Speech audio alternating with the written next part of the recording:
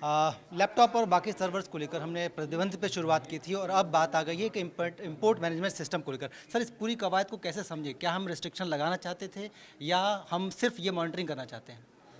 देखिए, अब ऑलरेडी जो पहले वो जो अगस्त में जो नोटिफिकेशंस इश्यू किए गए हैं उसमें कुछ मॉडिफिकेशंस और क्लैरिफिकेशंस दिया गया है।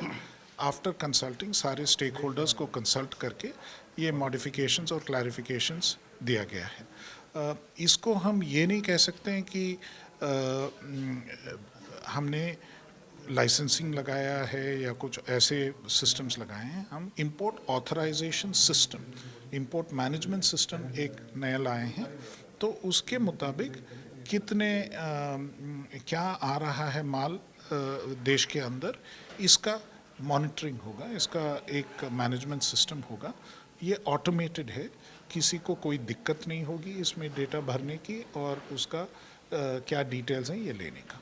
तो ये 2024 सितंबर के बाद से अगर ये ऐसे ही डेटा जारी रहता है तो कैसे हम ये माने कि इससे घरेलू मैन्युफैक्चरिंग बढ़ेगी? अगर इंपोर्ट इसी रफ्तार से रहा, क्या हम उस पर कोई कमी की उम्मीद कर सकते हैं? और दूसरा कि ट्रस्टेड सोर्स की जो आप बार बार बात कर रहे हैं, तो वो ट्रस्टेड सोर्स कैसे डिफाइन करेंगे? देखिए, दो चीज़ें हैं इसमें। अभी तो हम सितंबर 2024 में क्या होगा इसका अभी हम कुछ बता नहीं सकते।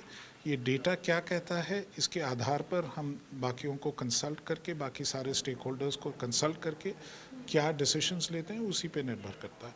तो आज तो हम ये नहीं कह सकते हैं कि और रेस्ट्रिक्शंस लाएंगे या ऐसे रेस्ट्रिक्शंस बनेंगे, ये तो हम आज कुछ नहीं कर सकते। Trusted source.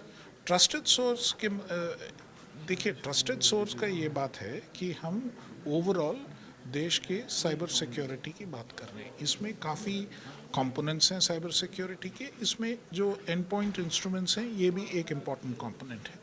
तो ये सब स्टडी करके हम एक डिसीजन पे पहुंचेंगे कि भाई ट्रस्टेड सोर्स का भी कैसे हम डिफाइन करना चाहें तो कैसे किया जाएगा, उसमें क्या कंपोनेंट्स होंगी, ये बाद की बात है। ये अभी हम डिफाइन नहीं कर रहे हैं as far as laptops and computers are concern. धन्यवाद सर, बात करें।